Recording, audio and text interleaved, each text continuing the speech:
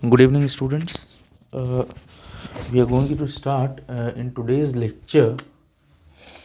You can write the heading as Waves, Optics, and Oscillations.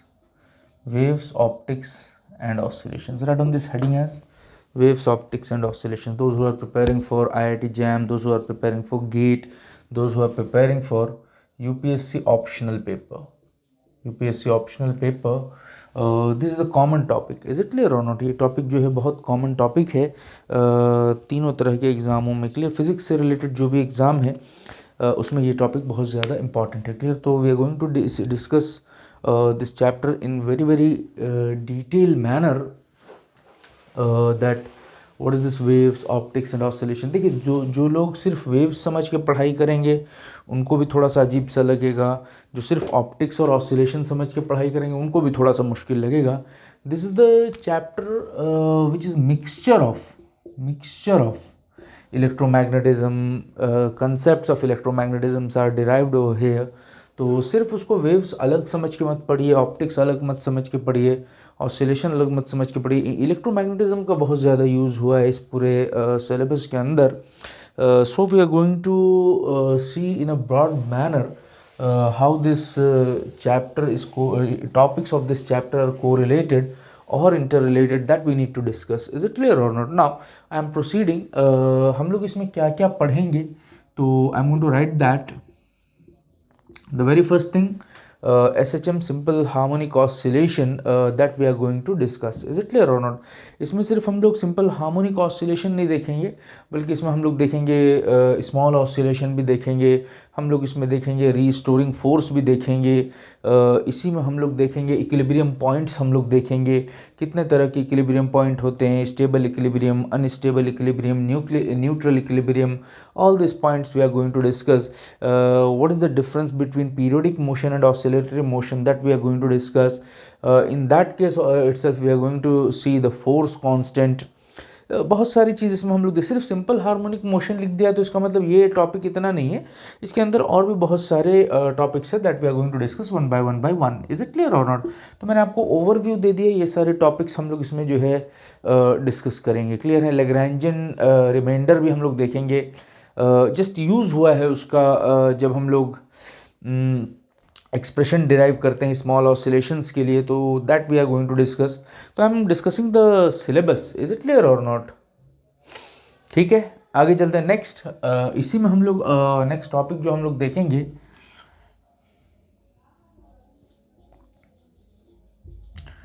Damped oscillation. Oscillation को दबाना है. Clear है? यहाँ पर बात समझ में आया? This is like that. This is like that. Oscillation की हाइट कम होती चाहिए. This what the meaning of damped oscillation. Next in that case we are going to discuss forced oscillation. Forced oscillation, we are going to do is how we will force a system or a body to oscillate forcefully. Clear है यहाँ पर? That's what the meaning of forced oscillation. by applying some extra. किसी पे force लगाना है तो externally लगाना पड़ेगा. मैं खड़ा हूँ, मुझको गिराना है तो एक धक्का तो लगा, भले मुझको चक्कर आ जाए तो वो भी कुछ ना कुछ तो फीडबैक फोर्स है ना जो मुझको गिरा रहा है. क्लियर है यहाँ पर? बात समझ में आया? तो this what the meaning of forced oscillation. I hope you got the idea. Now after that we are going to discuss the topic that is nothing but simply called as waves. Waves basically we are going to discuss that is nothing but simply electromagnetic wave only. उसी wave के concept को हम लोग आगे बढ़ाएंगे. इसमें waves को और ज़्यादा पढ़ने के लिए हम लोग देखेंगे वेव का जनरल एक्सप्रेशन कैसे होता है, यही वेव का एक्सप्रेशन जो है कैसे इलेक्ट्रोमैग्नेटिक फील्ड भी सेटिस्फाई करती है, वो एक्सप्रेशन कैसे आता है हम लोग देखेंगे. स्टैंडिंग वेव देखेंगे, हम लोग देखेंगे ट्रैवलिंग वेव देखेंगे. All these waves we are going to discuss. Is it clear और नॉट? तो ये टॉपिक बहुत ज़्यादा इंटरेस्टिंग टॉपिक है, बहुत ज़्यादा इंपॉर्टेंट टॉपिक है. और यहाँ से क्वेश्चन आप बहुत ज़्यादा देखिए, फिजिक्स से रिलेटेड कोई भी तैयारी अगर आप करते हैं तो this topic is very very important. Clear है? But don't make this topic constraint that it is only for UPSC optional, it is only for IIT JAM, it is only for example GATE, it is only for CSIR NET JRF. don't constrain this topic like that. clear है यहाँ पर? there is ये इसको बांधिए मत, ये universal topic है. Even if you go for an examination which is called as airport authority of India में जूनियर एग्जीक्यूटिव का एग्ज़ाम आता है, जूनियर एग्जीक्यूटिव का। अभी एक आध साल से तो निकला नहीं है, लेकिन जब निकला हमारे काफ़ी बच्चे सेलेक्ट हुए हैं, जिसमें स्मृति घक्कर नाम की बच्ची है जिसका JRF में रैंक 58 था और उसका इसमें सिलेक्शन हुआ। तो ये टॉपिक्स इतना ज़्यादा इंपॉर्टेंट है, ये सबसे ज़्यादा बहुत क्वेश्चन इससे आते हैं, क्लियर। लेकिन हम लोग पढ़ते आते हैं 12वीं क्लास से, आते आते मास्टर्स हो जाए, ग्रेजुएशन हो जाए, तब भी चीज़ कमज़ोर रहती है, क्लियर। अनपढ़ पढ़ा नहीं टॉपिक ऐसा नहीं है, पढ़ाई टॉपिक है, क्लियर है। यहाँ पर बात समझ में। Here we are going to see UPW unipolar wave, electromagnetic wave, we will see the plane wave का कंसेप्ट हम लोग देखेंगे यहाँ पर, क्लियर है। यहाँ पर बात समझ में आया, that we are going to discuss now. Let us see the next topic, that is nothing but simply called as geometric optics. Geometric optics ये एक 12th क्लास का टॉपिक आता है, जिसमें लेंस वेंस पढ़ाए जाते हैं। बहुत रेयर चांस है कि ये किसी एग्ज़ाम में आए, इवन ग्रेजुएशन लेवल एग्ज़ाम और even masters level exam, very rare chance is there, but it is in syllabus, then we have to discuss this. Is it clear और not? Now next, then we will see interference, superposition, जोड़ना है दो चीज़ों को। जुड़ के ये ज़रूरी नहीं है कि हमेशा बढ़ ही जाए, घट भी जाता है, बढ़ जाता है तो maxima, then it is minima. इसमें हम लोग सबसे पहला एक एक्सपेरिमेंट हम लोग पढ़ते हैं, that is nothing but simply called as Young's double slit experiment. यहाँ जो हम लोग पढ़ने जा रहे हैं यंग्स डबल स्लिट एक्सपेरिमेंट, जो 12वीं में आप पढ़ते थे या ग्रेजुएशन लेवल में जैसा पढ़ के छोड़ देते, वैसा नहीं, इसको एडवांस तरीके में इसका एप्लीकेशन कैसे होगा, क्लियर है। यहाँ पर एग्जाम में कैसे ही आएगा, that is very very important. बात समझ में आया नहीं समझ में? That we are going to focus this. Is it clear or? पढ़ने के लिए नहीं पढ़ना है, but whatever you are discussing here, we are discussing here, you have to apply that for the examination point of view. Is it clear or not? This is what the main topic what we are going to discuss. Then the next topic, diffraction, very very important topic. अक्सर लोग इन दोनों के फार्मूले में ही confuse रहते हैं, clear है। यहाँ पर बात समझे तो कंफ्यूज नहीं होना है। Once we are going to discuss Fresnel, Fraunhofer, दो मेथड भी है हमारे सिलेबस में, जो हम लोग पढ़ते चले आते हैं इवन ग्रेजुएशन लेवल के टाइम से, that we are going to discuss. Is it clear और नॉट?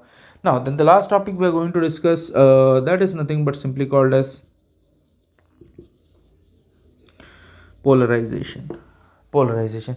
एक पोलराइजेशन सॉलिड स्टेट में भी है, इलेक्ट्रॉनिक पोलराइजेशन, फलाना पोलर, वो एक अलग पोलराइजेशन है सॉलिड्स के बारे में जो हम लोग पढ़ते हैं। यहाँ जो पोलराइजेशन हम लोग पढ़ेंगे बेसिकली लाइट के बारे में। ये पूरा सिलेबस जो है basically defines the light. Is it clear on? That we need to discuss over here, clear है यहाँ पर। तो ये सिलेबस जो है मैंने आपके सामने लिख दिया है, मैंने एक्सप्लेन कर दिया बहुत अच्छे से, this what the syllabus, and then we have to discuss each and every topic in detail. Syllabus में उम्मीद करता हूँ कि anyone will be having no problem in while seeing the syllabus. The reason behind is everything is heard earlier itself, during your graduation, during your masters, everything I hope you might have heard in your basic classes. So I hope no need to bother about what to study, what not to study, whatever the topics we have written over here. हाँ, ये अलग बात है कि मैंने syllabus को छोटा करके लिखा है, अपने अंदाज में लिखा है। इसके अंदर और भी डिफ्रैक्शन अगर लिखा है तो मेथड्स ऑफ डिफ्रैक्शन है, फ्रेनल है, फ्रॉनहोफर है, that we are going to discuss. Is it clear और नॉट? पोलराइजेशन जब हम देखेंगे तो फिर अब उसमें मैं एनालाइजर भी बताऊंगा, निकोल प्रिज्म भी बताऊंगा। I hope you got the idea, no need to bother about that. सिर्फ पोलराइजेशन लिख के छोड़ दिया, it is not like that, clear है। यहाँ पर बात समझ में आया नहीं समझ में आया? I hope you got the idea. So write on the heading as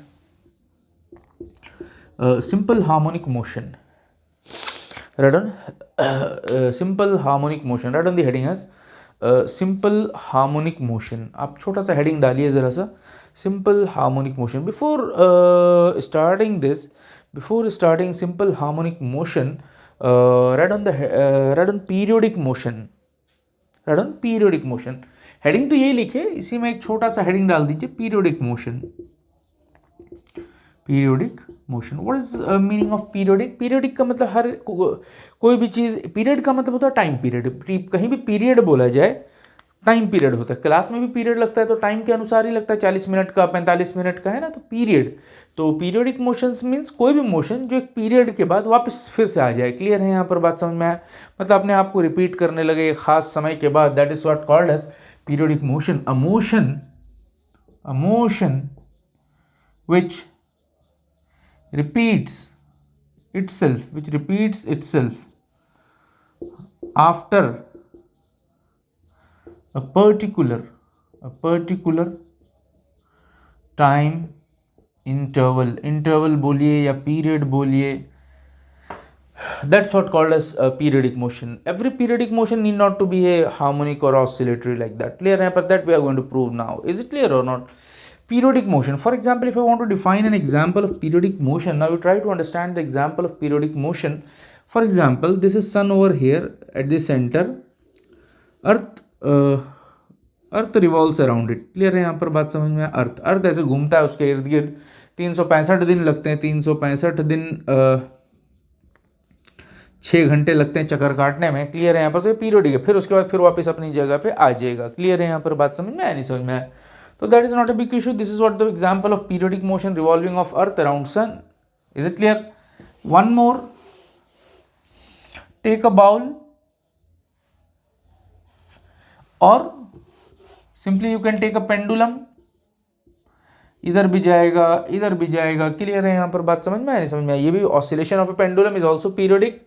but question is every periodic is an harmonic का मतलब ऑसिलेटरी. क्लियर है? यहाँ पर every periodic motion is a oscillatory और नॉट. बताइए जरा सा, every periodic motion is oscillatory और नॉट? जल्दी बताइए. Every periodic motion is not an oscillatory motion. Is it clear और not? Every periodic motion is not an oscillatory motion. Then what is the condition for an oscillatory motion? Is not an oscillatory motion. Every periodic motion is not an oscillatory motion. For example, अर्थ सन के around घूमता, बस घूमता ही रहता है, बस वो oscillate नहीं करता. लेकिन पेंडुलम ऑसिलेशन है, आगे भी जाता है, पीछे भी आता है. आगे भी मतलब जिस रास्ते से गया उस रास्ते से वापस आता है. इसका मतलब oscillatory motion for an oscillatory motion, for an oscillatory motion, अगर कोई मोशन ऑसिलेटरी है तो जिस रास्ते से जाए वैसे उल्टा आना चाहिए. मतलब रीट्रेसिंग ऑफ पाथ होना चाहिए. Retracing of path is required. Retracing of path is required. Clear है? यहाँ पर और आगे जाना, पीछे आना, आगे जाना, पीछे आना. टू और fro motion, to and fro motion. जिस भी मोशन में ये दो बातें होंगी, दोनों ये एक ही चीज़ है. रिट्रेसिंग का मतलब भी आगे पीछे, टू और फ्रो का मतलब भी सामने पीछे. क्लियर है यहाँ पर? तो this what the meaning of an oscillatory motion. To और फ्रो मोशन इज रिक्वायर्ड और retracing of path is required. Is it clear और नॉट? बात समझ में आया? तो हर मोशन कोई पीरियोडिक मोशन तो हो सकता है, कोई भी मोशन, लेकिन ये ज़रूरी नहीं है कि वो ऑसिलेटरी हो. क्लियर है यहाँ पर? ऑसिलेटरी होने के लिए या तो रिट्रेस कर दे या टू और फ्रो, मीनिंग एक ही है.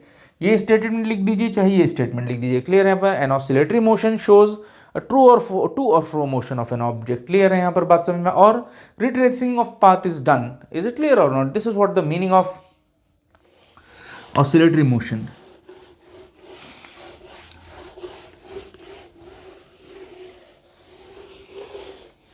Now write down the heading as condition of oscillation. Condition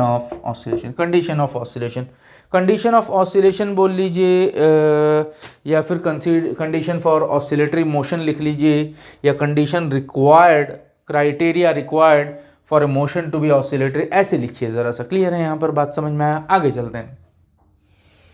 क्या क्राइटेरिया है जिससे हम जो है कहेंगे कि मोशन जो है आपका ऑसिलेटरी है भी या नहीं भी. क्लियर है यहाँ पर? बात से there are two conditions which are required for a motion to be oscillatory. मैंने लिखा कंडीशन ऑफ ऑसिलेशन, आप बहुत बड़ा करके लिखेंगे condition required for a motion to be oscillatory या criteria for motion to be oscillatory, कैसे भी आप लिख लो, उसमें कोई बात नहीं. तो फर्स्ट कंडीशन देखिए ज़रा सा,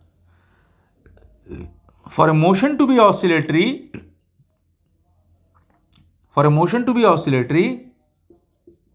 ऐसे लिखना है आप. Point of stable equilibrium is required. Point of stable equilibrium is required. अगर एक मोशन ऑसिलेटरी होना है तो पॉइंट ऑफ क्या होना चाहिए? स्टेबल इक्विलिब्रियम होना चाहिए. अब पॉइंट ऑफ स्टेबल इक्विलिब्रियम क्या है? अंडरलाइन करके लिख लीजिए, that will discuss in the next point. Is it clear और not? Right on next point. For a motion to be oscillatory the body और पार्टिकल, पार्टिकल को भी बॉडी बोल सकते हैं, द पार्टिकल और the body which is oscillating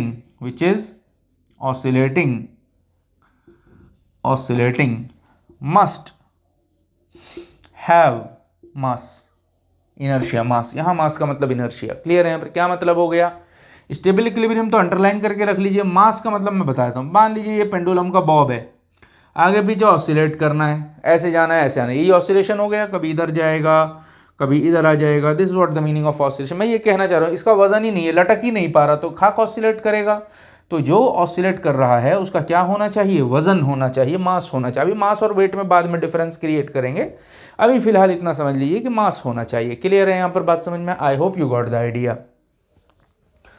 ठीक है.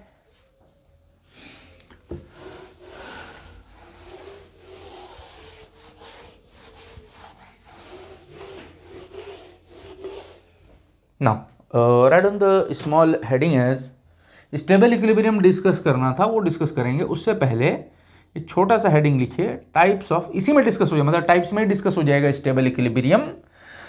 मैं डिस्कस कर दूंगा टाइप्स ऑफ इक्विलिब्रियम.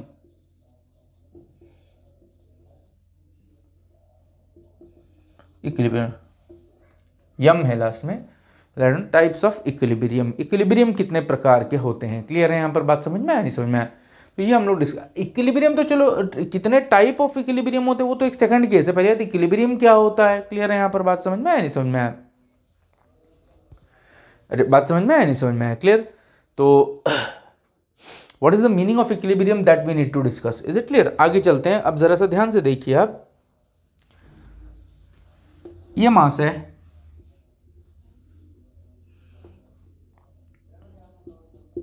एम है,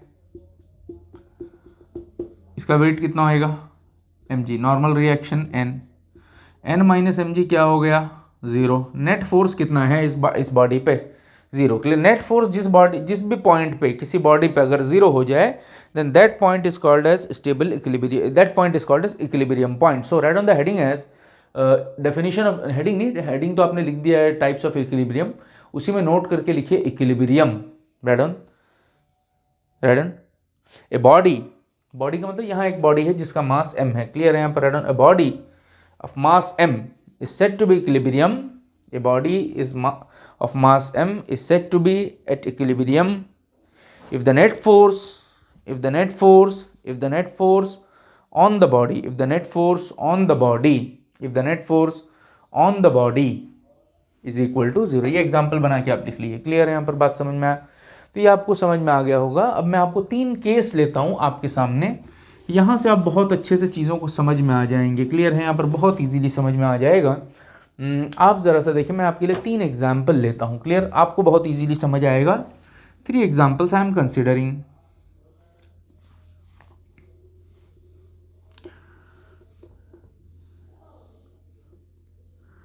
कटोरी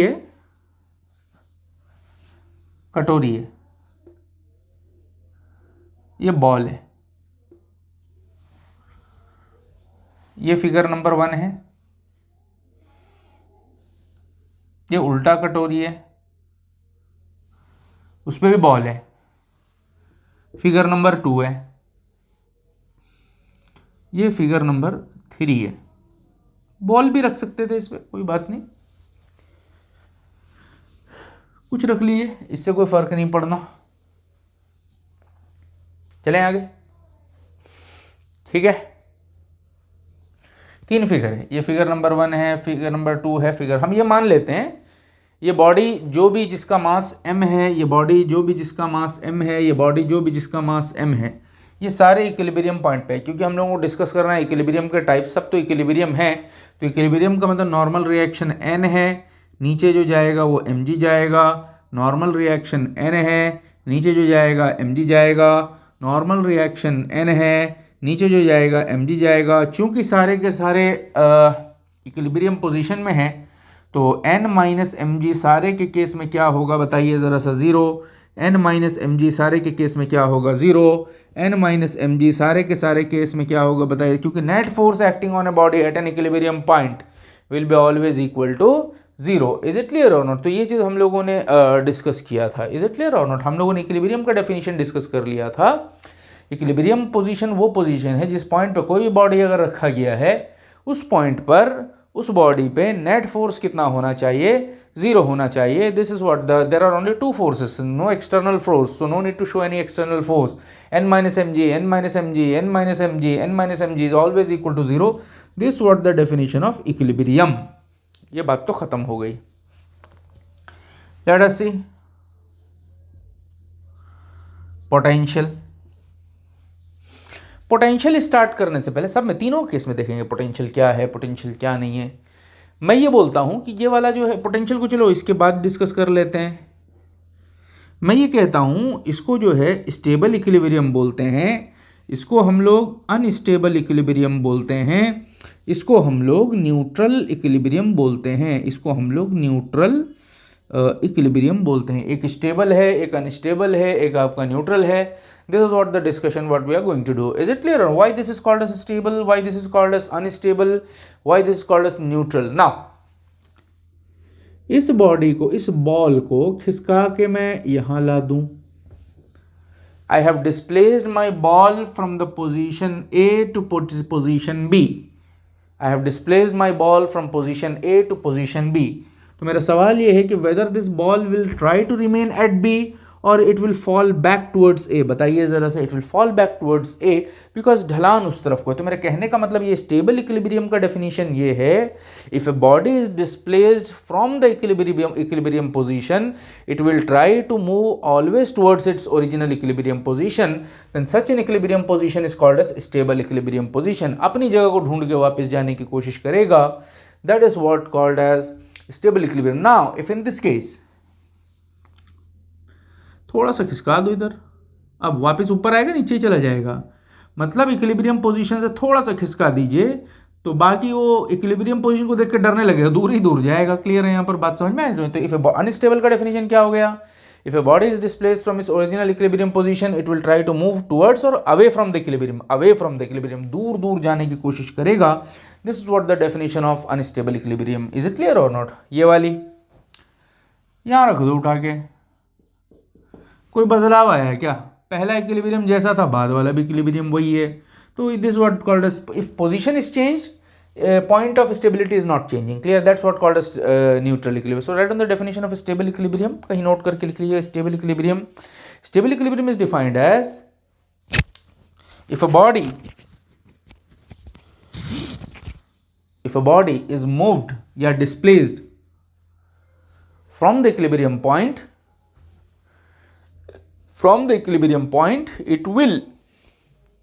it will try to retain its original equilibrium position. It will try to retain its original equilibrium position. It will try to retain its original equilibrium position. It will try to retain its original equilibrium position. This is what called as stable equilibrium. इसका opposite लिख लीजिए, if a body is displaced from its equilibrium position then it will try to move away from the equilibrium position, then it is called as unstable equilibrium. यहाँ पर every point is like an equilibrium position, that's why it is called as neutral equilibrium. Clear है यहाँ पर बात? समझ में आए? समझ में आए? तो ऑसिलेशन यहाँ तो हो ही नहीं सकता, बस यही है, कभी इधर आएगा, कभी इधर आएगा, कभी इधर आएगा, यही ऑसिलेशन शो करता है। तो stable equilibrium is the criteria, stable equilibrium point is the criteria which is required for oscillation. Clear है यहाँ पर? ये बात आपको उम्मीद करता हूँ, आशा करता हूँ कि ये चीज़ आपको बहुत अच्छे से उम्मीद करता हूँ कि क्लियर हो गई होगी। अब हम लोग आगे चलते हैं। क्लियर है यहाँ पर? Now let us see the next point, that is potential.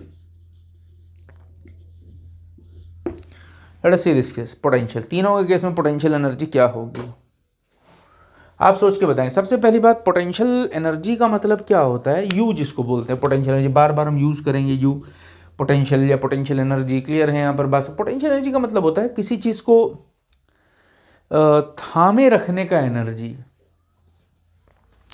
किसी भी चीज़ को थामे रखने के लिए जो एनर्जी चाहिए, that energy is called as potential energy. Clear है यहाँ पर बात समझ में आए?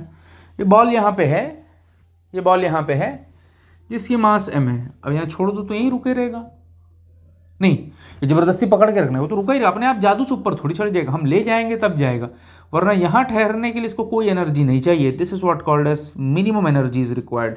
बट हेयर आप कोई ऐसा कर्व ले लो, यहाँ बॉल रख लो, डिस्प्लेस थोड़ा सा भी हुआ तो चला गया नीचे, तो यहाँ पर बहुत स्ट्रांग होल्ड होना चाहिए, तो थामने के लिए एनर्जी जो है मैक्सिमम चाहिए। इज इट क्लियर और नॉट? यहाँ पर बहुत मजबूती से पकड़ के रखना, सरक गया तो नीचे चला जाएगा। Potential energy required is maximum. यहाँ पर आइए, यहाँ जितना चाहिए यहाँ भी इतना ही चाहिए, constant, constant. Is it clear और नॉट?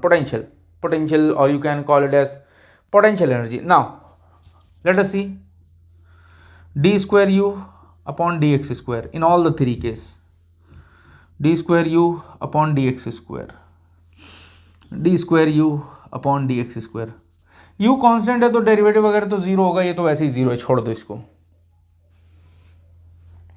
यहां देखिए क्या मीनिंग होता है, ऐसे समझिए, D square Y upon D x square, वही है डेरिवेटिव, सेकंड ऑर्डर डेरिवेटिव है। मैं समझाता हूं इसको जरा सा ध्यान से देखिए आप।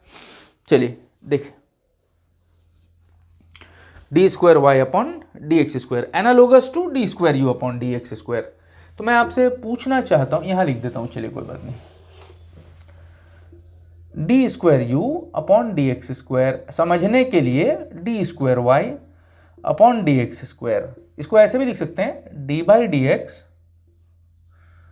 D Y by D X, ऐसे भी लिख सकते हैं, कोई आपत्ति नहीं होगी किसी को। D Y by D X का मतलब क्या होता है? Change in Y, Y two minus Y one by Y two minus Y one. D X का मतलब change in X, X two minus X one, Y two minus Y one, X two minus X one, that is called a slope. ये वाला part तो slope हो गया, बाहर में एक डी एक्स है, बाहर में एक डी एक्स भी है, ठीक है। करंट का डेफिनेशन क्या होता है? D q by d t, rate of change of charge, ये डेफिनेशन है। तो d q upon d t का मतलब rate of change of charge है, d slope upon D x है तो rate of change of slope, rate of change of slope. Clear है? यहां पर आप जरा सा देखिए, आप इधर जा रहे हो तो हाइट तो बढ़ ही रहा है ना, तो स्लोप बढ़ रहा है, तो rate of change of slope is increasing, increasing means it is going in the positive direction. यहाँ तो गिर रहा है ढलान, that is nothing but simply called as negative, और वहाँ तो जीरो है, वो हमने प्रूफ कर ही दिया। क्लियर है यहाँ पर बात समझ में? I hope you got the idea. This is what the definition. Now let us proceed further and further. Now you try to understand in all the three cases, either it is a stable equilibrium, either it is unstable equilibrium, either it is neutral equilibrium. In all the three cases, net force is equal to 0, net force is equal to 0, net force is equal to 0, where force is given by minus du upon dx, F is equal to minus du upon it is nothing but simply dx, F is equal to minus du upon it is nothing but simply dx. This is what the formula for the calculation of force. Is it clear और not? आगे चलते हैं, उम्मीद करता हूँ ये चीज़ आपको समझ में आ गया होगा। तो ऑसिलेटरी मोशन होने के लिए तीनों में से कोई सा भी पॉइंट चल जाएगा, या अनस्टेबल इक्विलिब्रियम पॉइंट चाहिए या स्टेबल इक्विलिब्रियम पॉइंट चाहिए, वो बताइए ज़रा सा। क्लियर है यहाँ पर बात समझ में आया? तो कौन से पॉइंट चाहिए बताइए ज़रा सा। स्टेबल इक्विलिब्रियम पॉइंट चाहिए, तो एक लाइन नोट करके लिख लीजिएगा, for a motion to be an oscillatory stable equilibrium point is required because in stable equilibrium particle is having a tendency to retrace its path, particle is having a tendency to retrace its path, displace, retrace, displace, retrace. Is it clear or not? So this is what the definition of oscillatory motion. I hope you got the idea, I hope you got the definition, I hope you got the overview picture regarding oscillatory motion and the conditions which are required for motion to be oscillatory. Is it clear or not? Now let us proceed further.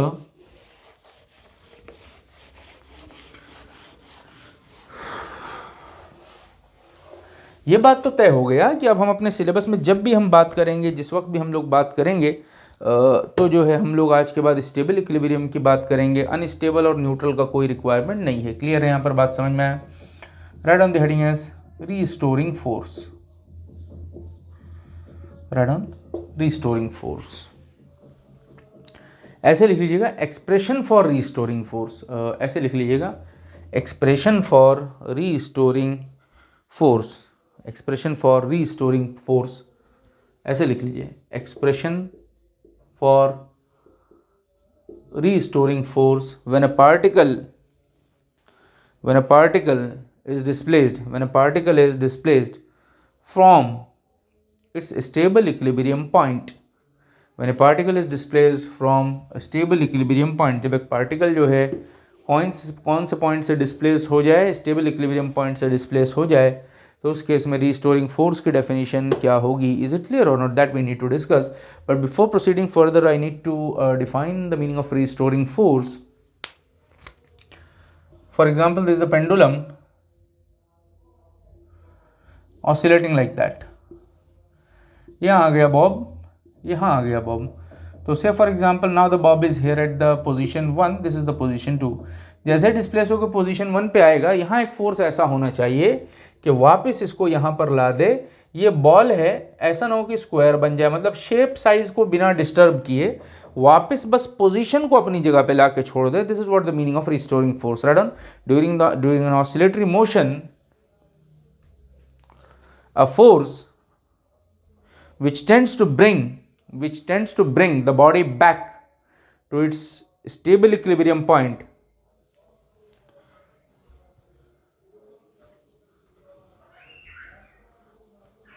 is called as restoring force,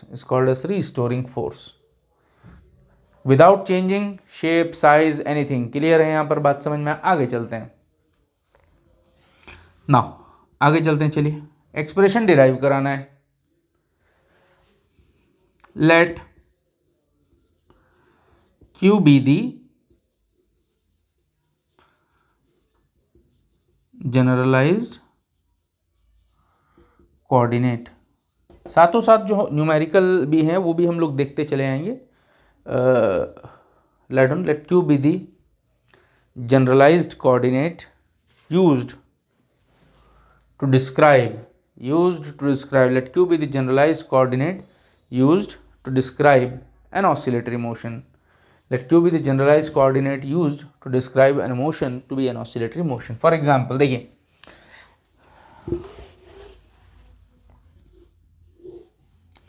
ये mass spring system है, इस पे धक्का धुक्का लगेगा तो इधर जाएगा, चाहे लेफ्ट साइड जाएगा. मैं इधर जाने के लिए बोलता हूँ तो यहाँ पर पोजीशन x में कन्वर्ट होगी. मतलब डिब्बा उठ के इधर आ गया, चेंज हुआ नहीं हुआ, पोजीशन x चेंज हुआ, तो इसी को हम लोग q बोल रहे हैं. मतलब एक लीनियर मास स्प्रिंग सिस्टम होगा तो उस केस में हम लोग जनरलाइज कोऑर्डिनेट को x से मानेंगे. क्लियर है? यहाँ पर वही x आज यहाँ पे q बोल रहे हैं. क्लियर? आगे चलते हैं. ये पेंडुलम है, मास m है,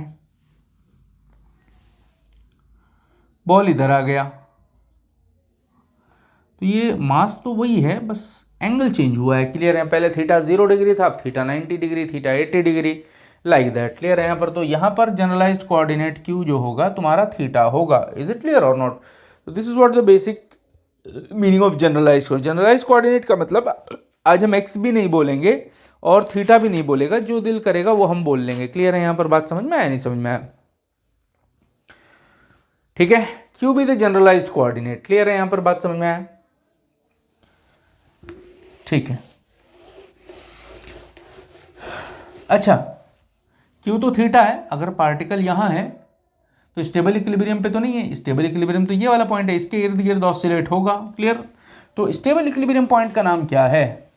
let Q is equal to Q naught be the stable equilibrium point. आप पूरा लिखेंगे इक्विलिब्रियम और पॉइंट दोनों.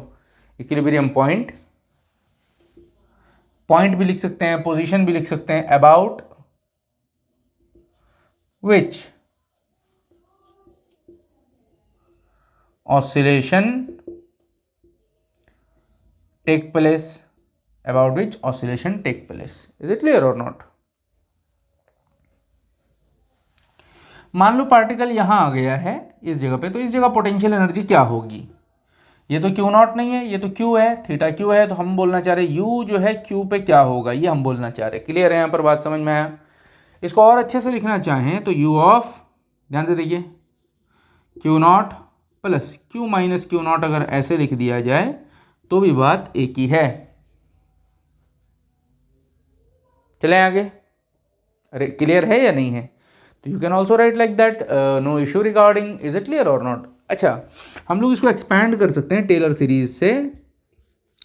F of a plus h that is equal to f of a plus h f dash a plus h square by 2 factorial f double dash a plus and so on h to the power n upon n factorial f N A plus theta H, लैग्रैंजियन reminder इसी को बोलते हैं। Clear है यहाँ पर बात समझ में आया?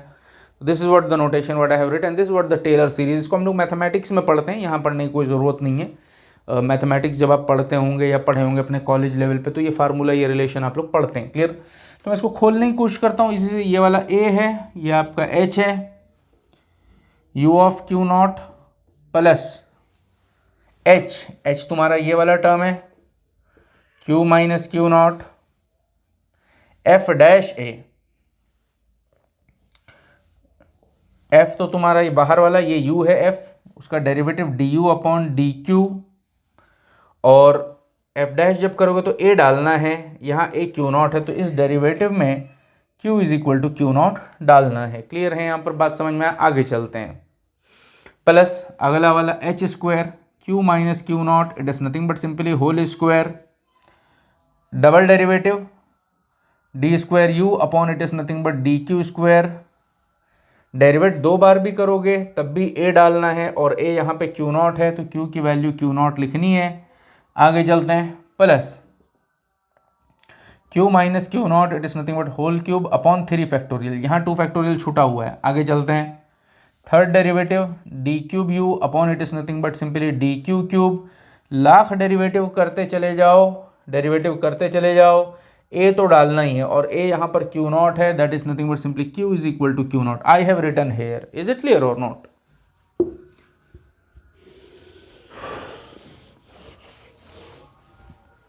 और भी टर्म लिख सकते हैं, nth डेरिवेटिव तक जाएगा, I am not interested. Clear है यहाँ पर बात समझ में आया? आगे चलते हैं। क्यू नॉट क्या है? इक्विलिब्रियम पॉइंट है। अच्छा, d u upon d q, force हम लोग बोले थे d u upon d q ही है, माइनस साइन भी, तो चलो माइनस है चाहे नहीं है, नेट फोर्स जो है इक्विलिब्रियम पॉइंट पे क्या होता है? जीरो, तो ये वाली टर्म तो वैसे ही जीरो हो जाएगी। जब डेरिवेटिव सिंगल डेरिवेटिव अगर फोर्स जीरो है तो ये पूरा टर्म जीरो होगा, क्योंकि इक्विलिब्रियम पॉइंट पे q is equal to q not is an equilibrium point, stable equilibrium point. कोई सा भी इक्विलिब्रियम पॉइंट हो, कोई सा भी पॉइंट हो, कोई सा भी इक्विलिब्रियम पॉइंट हो, उस जगह पे फोर्स अगर जीरो होता है, force d u upon d q ही है, पढ़े थे ना हम लोग। आगे चलते हैं। D u upon D x कह लो, हम लोगों ने d u upon D x लिखा था, वहाँ पर देख लो जाके, स्टेबल इक्विलिब्रियम जब बताया था या इक्विलिब्रियम बताया था तो उस वक्त बताया था, तो डेरिवेटिव जीरो है, ये टर्म पूरी जीरो हो गई। तो जो बच गया है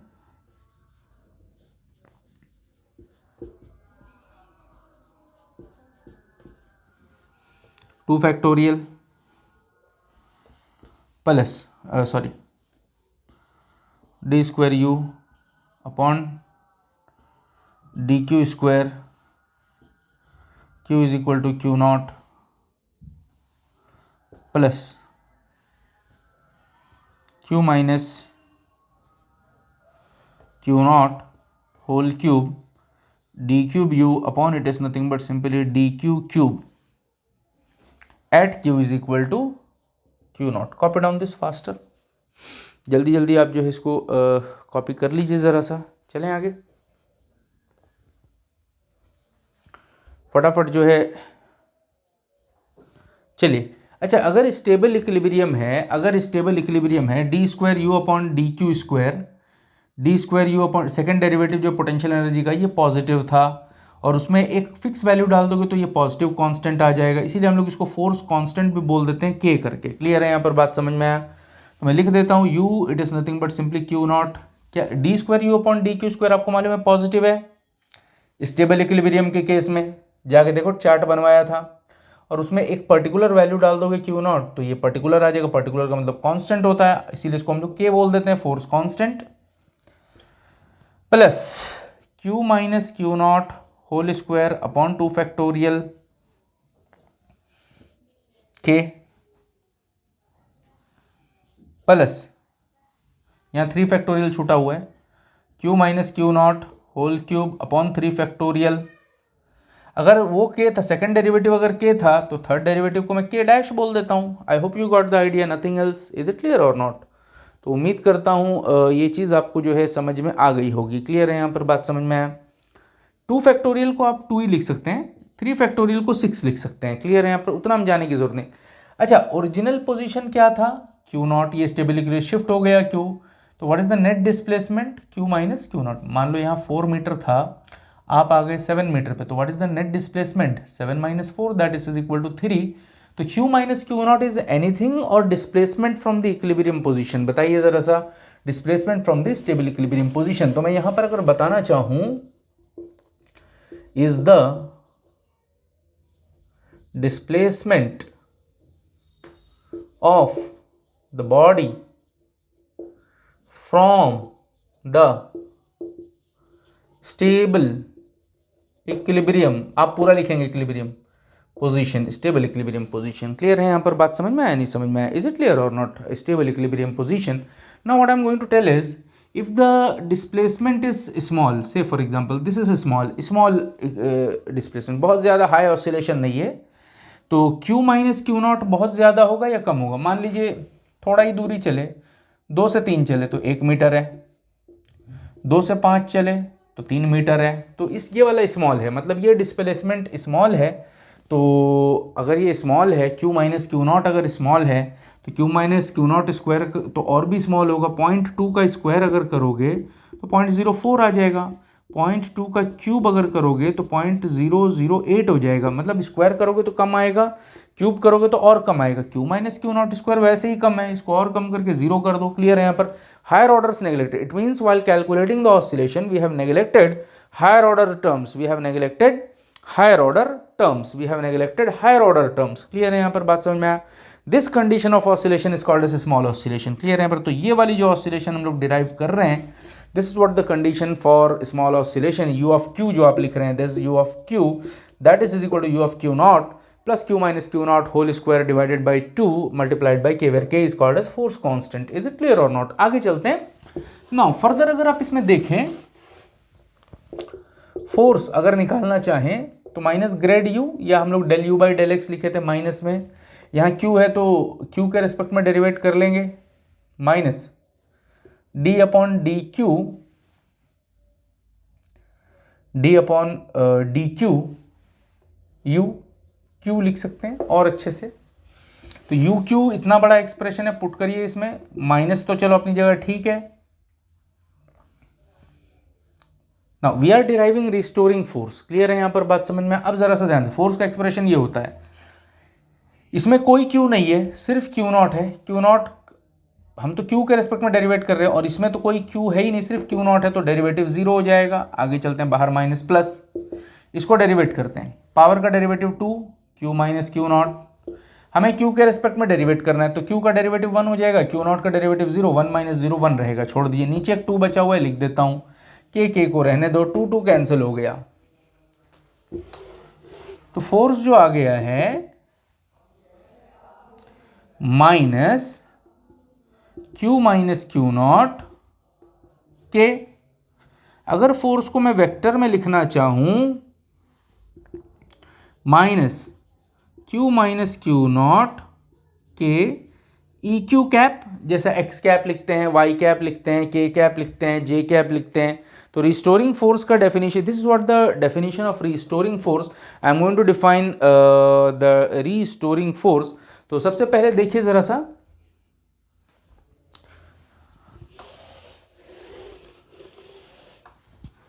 ये वाला आपका एक्स एक्सिस है, ये वाई एक्सिस है, ये जेड एक्सिस है, ये आई कैप है, ये जे कैप है, ये के कैप है।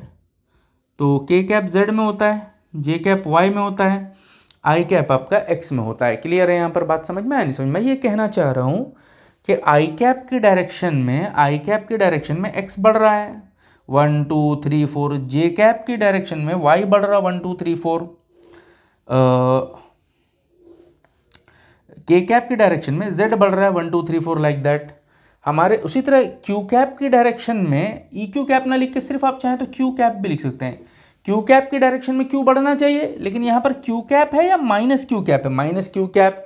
तो minus Q cap x cap मतलब एक्स बढ़ता है, तो माइनस एक्स का मतलब माइनस एक्स कैप का मतलब एक्स कम हो रहा होगा।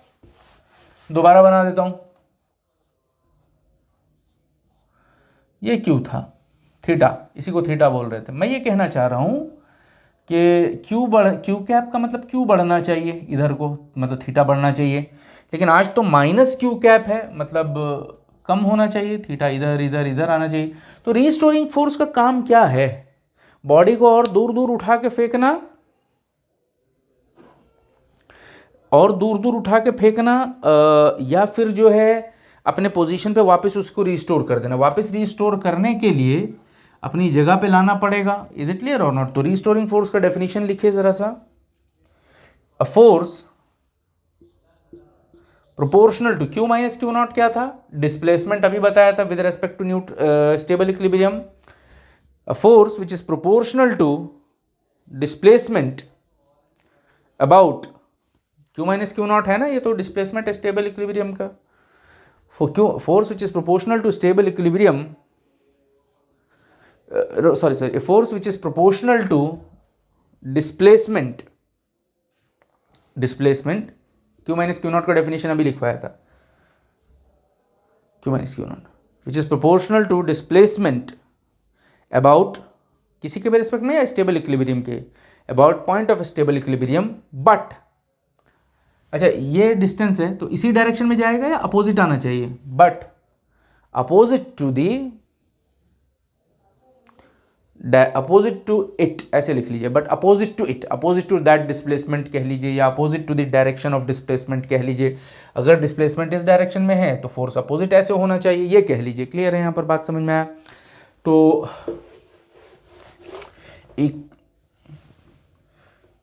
आज के बाद एफ रीस्टोरिंग आपसे अगर पूछा जाए तो आप ये बोलना minus k q minus q not, E Q cap बोल देना चाहे क्यू कैप बोल देना, ये यूनिट वेक्टर है और ये in the direction of displacement है, अपोजिट इधर आना चाहिए। और फोर्स जो है प्रोपोर्शनल टू किसके है? डिस्प्लेसमेंट के, क्यू माइनस क्यू नॉट तो डिस्प्लेसमेंट ही है। About stable equilibrium position, about stable equilibrium position. Hope you got the idea. This is what the definition of restoring force. Is it clear और not? Small oscillation भी समझ में आ गया होगा आपको। तो स्मॉल ऑसिलेशन में करना क्या होता है, बड़े बड़े टर्म्स जो हैं, higher order terms, higher power terms, उनको जो है निगलेक्ट करते चले जाइए। क्लियर है? यहाँ पर बात समझो। उनको अगर आप निगलेक्ट कर देंगे तो दैट ऑसिलेटरी कंडीशन या that behaviour is nothing but simply called as small oscillation condition. उसमें जो थीटा एच था वो लेग्रेंजियन रिमाइंडर था। अच्छा, फोर्स जो हम लोगों ने निकाला है that is equal to minus k q minus q naught, ये हम लोगों ने निकाला है इन जनरल। फोर्स आपको मालूम है किसी भी रिलेशन में आप ऐसे कर सकते हैं, m d square x upon it is nothing but simply d t square, this is the general relation.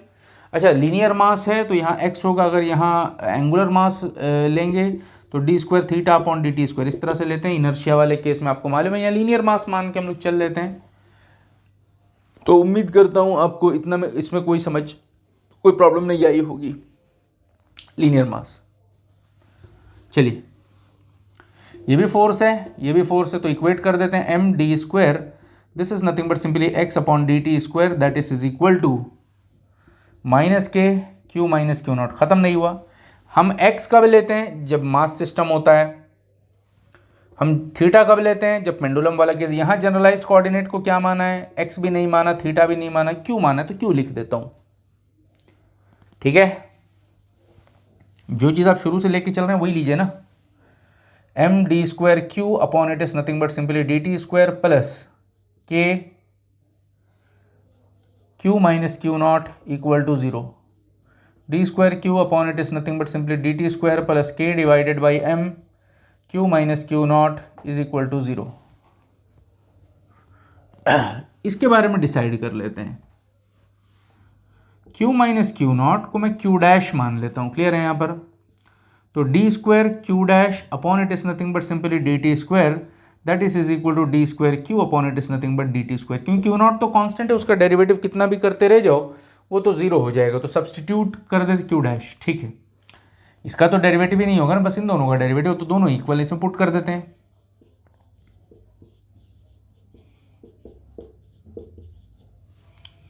Q dash equal to 0। उम्मीद करता हूँ ये चीज़ आपको जो है समझ में आ गई होगी। क्लियर है? यहाँ पर आगे चलते हैं, ख़त्म करते हैं, बस अब केस ख़त्म हो गया। सेकंड ऑर्डर डेरिवेटिव है, सेकंड ऑर्डर डेरिवेटिव है, राइट साइड में इक्वल टू 0 है, सिर्फ कॉम्प्लीमेंट्री फंक्शन निकलेगा, पर्टिकुलर इंटीग्रल नहीं निकलेगा। ये केस बिल्कुल ऐसा है, d square Y upon it is nothing but simply d x square plus 4y equal to 0, m square plus 4 is equal to 0, m is equal to plus minus 2 iota c1 sine omega t, sign यहाँ omega 2 आया है तो 2t plus c2 cos 2t, ये relation आता है, आपको मालूम होना चाहिए। बस इसी अंदाज में मैं इसको लिख लेता हूँ। ये y इज इक्वल टू, क्योंकि यहाँ डेरिवेटिव y है तो यहाँ डेरिवेटिव में क्या है, q dash equal to c1 sine. अच्छा, आपको एक चीज़ मालूम होना चाहिए k बाई एम जो होता है that is equal to omega naught square बोल देते हैं। क्लियर? या ओमेगा स्क्वायर बोल दीजिए, तो मैं इसको यहाँ पर ओमेगा स्क्वायर बोल देता हूँ। क्लियर है? यहाँ पर बात समझ में आया, नहीं समझ में आया? अच्छा, 4 था तो 2 हो गया, ओमेगा स्क्वायर है तो ओमेगा हो जाएगा, omega t plus c2 cos omega T. Hope you got the idea. Clear है? यहाँ पर बात समझ में आया? साइन और कॉस के टर्म में आप लोगों ने लिख लिया है। ओमेगा बोल दो, चाहे ओमेगा नॉट बोलोगे, ओमेगा नॉट बोलोगे तो यहाँ ओमेगा नॉट लिख लेना, कोई बात नहीं। अरे क्लियर है? आगे चलते, see the feeling of small oscillation, see the feeling of oscillation. देखिए क्यू डैश हम लोग क्यू माइनस क्यू नॉट बोल रखे हैं,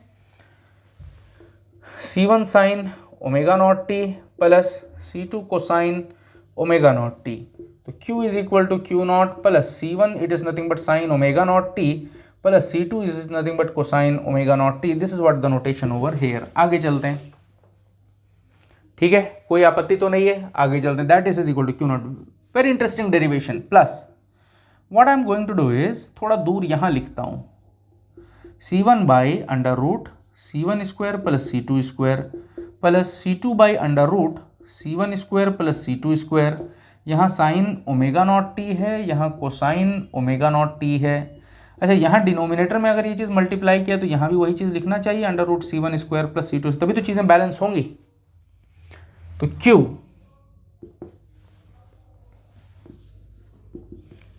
क्यू नॉट प्लस, इसको मैं a मान लेता हूं, कुछ होगा कांस्टेंट a। आगे चलते हैं, चलिए आइए, मैं बोलता हूं tan delta c2 upon c1। और हमेशा जब भी ऑसिलेटरी मोशन का क्वेश्चन आएगा, ये अरेंजमेंट बहुत इंपॉर्टेंट, जब भी ऑसिलेशन का नाम सुनिए ये सेटिंग आपको करना होगा। देखिए,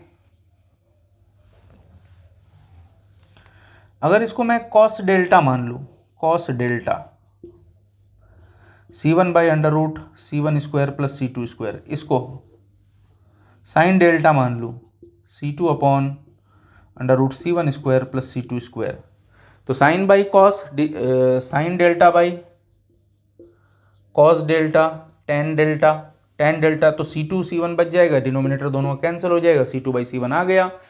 तो कहने का मतलब ये अरेंजमेंट, जब भी हार्मोनिक ऑसिलेशन का क्वेश्चन आएगा तो ये अरेंजमेंट आपको करना होगा। क्लियर है? अब आपने इसको a माना है, ये let a is equal to this, ये हो गया तुम्हारा cos delta sine omega naught t plus sine delta cos omega naught t, ये हो गया तुम्हारा q naught a is equal to plus it is nothing is not, this is q is equal to q not plus a, यहाँ पर हो गया this is nothing but sine omega naught t cos delta plus cos omega naught T sine delta.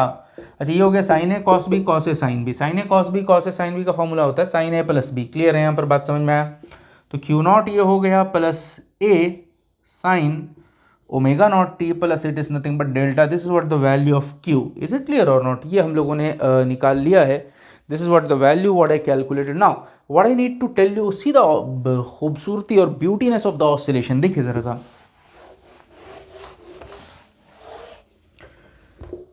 Sign theta का graph zero से oscillate करता है, zero से, ये वाली वैल्यू 1, ये -1, 2 प्लस साइन थीटा, तो इसमें एक 2 जोड़ दो हर जगह पे,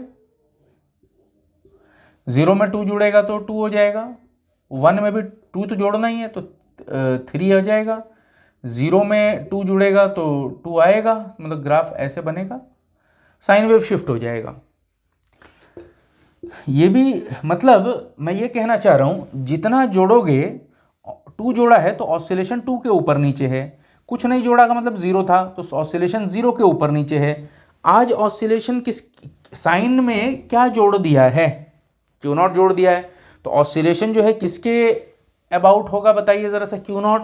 और हम भी तो यही बोल रहे थे कि हमारा ये स्टेबल इक्विलिब्रियम पॉइंट है क्यू नॉट, ऑसिलेशन इसी के इर्द गिर्द ऐसे ऐसे होगा, तो किसके इर्द गिर्द होगा बताइए ज़रा सा, इसके इर्द गिर्द होगा। क्लियर है यहाँ पर बात समझ में आया तो write down final conclusion, the final conclusion लिखिए ज़रा सा, क्यू ऐसे लिखिए ज़रा सा, Q varies during oscillation, Q varies, ये क्यू ही तो निकाल रहे हो ना, क्यू वेरीज ड्यूरिंग ऑसिलेशन। ऐसे दोबारा समझिए,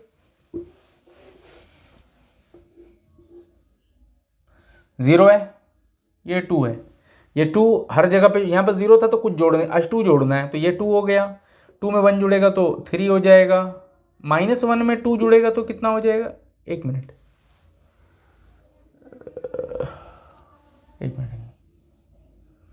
हाँ, 2 -1 में भी तो जोड़ना है ना, तो 1 हो जाएगा, ये 1 पे कहीं पे आ जाएगा, 2 1 और ये 3 है, ठीक है, बहुत बढ़िया। अब एक बात बताइए, 2 सब जगह जोड़ दो, 0 में भी जोड़ो, 1 में भी जोड़ो, -1 में भी जोड़ो, ग्राफ ऐसे बनेगा। मैं ये कहना चाह रहा हूँ क्यू नॉट कंपेयर करिए कितना है, 2 है, ये क्यू नॉट है, साइन के सामने 1 है, तो क्यू नॉट में 2 में 1 जुड़ा तो कहाँ तक आ गया, 3 तक। साइन के नीचे वाली वैल्यू कितनी है, -1, 2 में -1 जुड़ा तो कितना आ गया, 1। आई hope you got the idea. तो जो ऑसिलेशन होगा, क्यू नॉट में एक बार ए जुड़ेगा और क्यू नॉट में एक बार ए सब्सट्रैक्ट होगा, right. And q varies from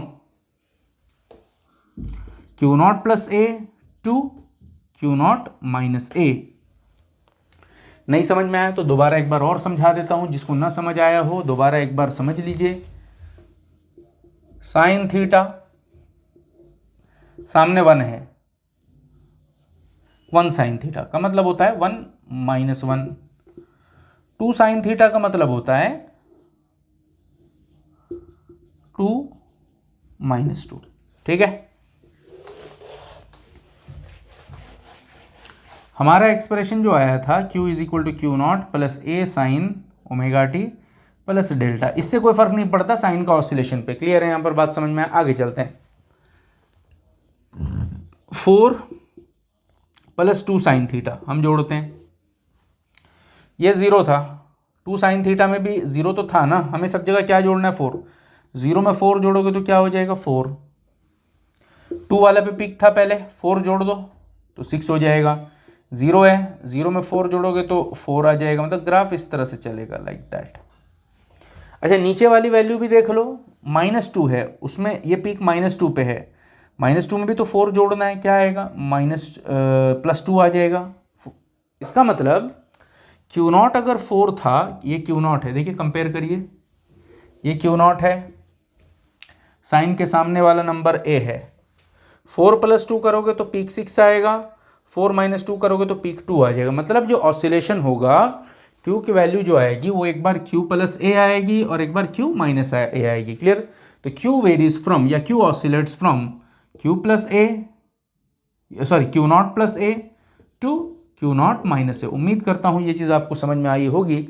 In the very next lecture, we are going to look after the numericals which are going to ask in the examination. Very, very important numericals we are going to discuss. 4 to 5 numericals we are going to discuss. We will discuss one by one. Till then, goodbye.